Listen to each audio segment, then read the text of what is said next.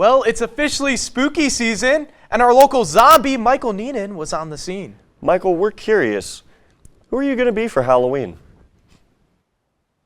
You know, guys, I haven't quite decided what to be for this Thursday, but last weekend I actually went out as a reporter to get an idea of what downtown Kent is like during the Halloween season. For this year's Halloween weekend, downtown Kent came alive for the occasion. During the day, the Haunted Alley Market in Acorn Alley brought in businesses who added their own All Hallows Eve themed twist to the table. So my best friend lives in Kent, and we walk around these events all the time, and we were just always curious on how do you get in, because I've always wanted to be an artist. That's always been my huge thing. It's a cozy travel pillow that's bone shaped to go along with our pet theme. We have candy corn, we have ghost, we have pumpkin, and they are actually all on special for Halloween this weekend. Some vendors came from across Northeast Ohio to sell their spooky-themed products. I made the mystery cauldrons for the Halloween market, so there's a fall-scented body butter in there, a lip balm, nail oil, and then some fun little stickers and crystals. While some businesses thrived during the day, other parts of downtown came alive at night.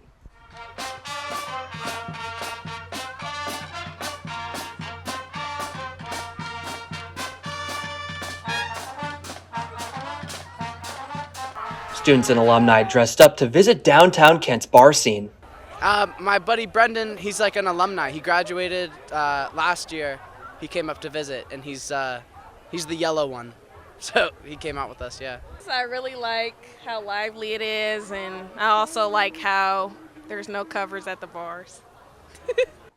Because Halloween fell on a Thursday this year, Barstool Kent announced it would celebrate the weekends before and after Halloween. Reporting for KSTV News, I'm Michael Neenan. Kent State Student Justice for Palestine Day of Action protest.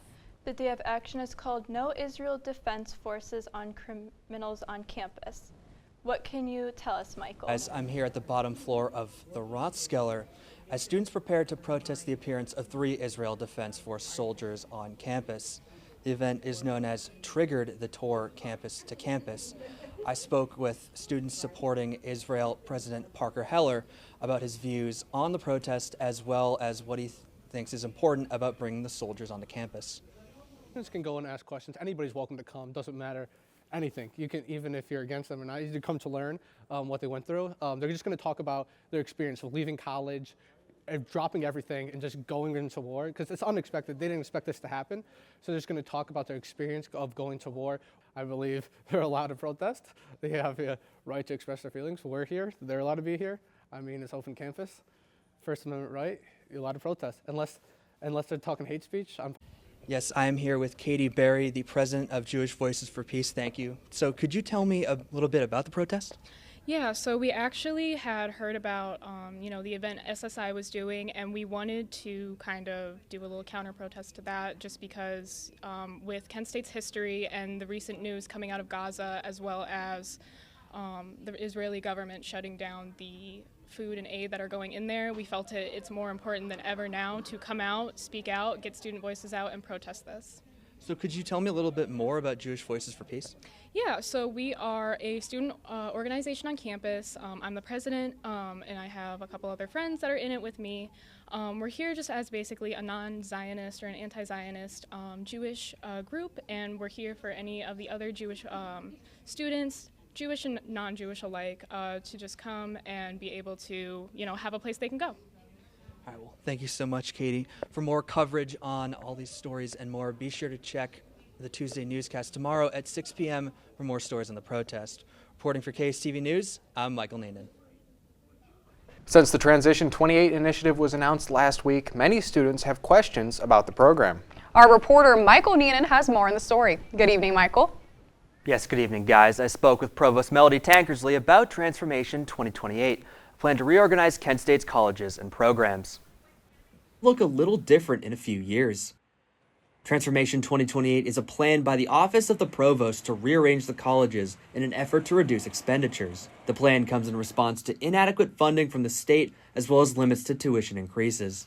So what can we control within that system? So we thought, what if we looked at reducing the administrative cost of academic affairs. So looking at, for example, the colleges, could we combine some of our colleges, our programs, into something that would cost less to operate? Currently, the university is comprised of 11 colleges under the Division of Academic Affairs.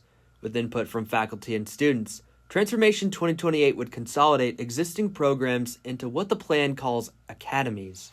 Instead of maybe having 2 or 3 departments, each with the individual department chair, there'll be 3 individual departments sharing 1 chair, and this is the person overseeing the academy. So it's not adding another layer of administration. In fact, it's the opposite. Tankersley hopes that the plan will gradually come into effect until it is fully implemented in the year 2028. Although Transformation 2028 does not include plans to sunset programs or lay off faculty, some still have concerns over the plan's ability to cut costs.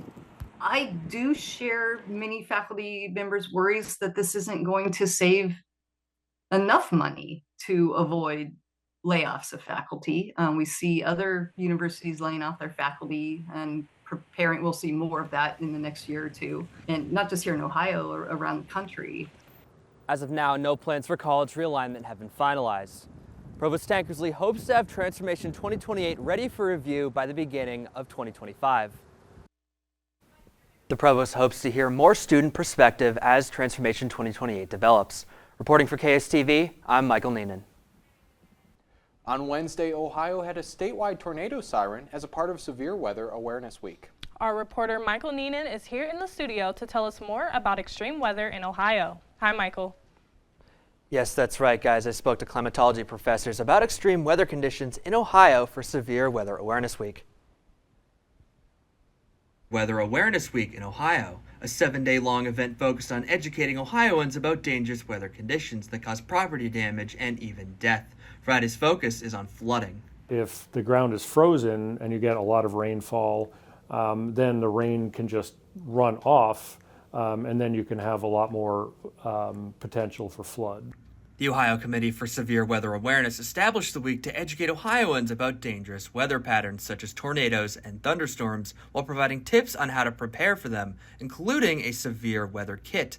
As the season moves into spring, changes in weather become more frequent. And that's because you have a lot of cold air that's been built up over the winter, but the sun is now getting very strong. And so you start having great contrasts of air from north to south. While severe weather is common in Northeast Ohio, climatologists fear the weather patterns could worsen due to climate change.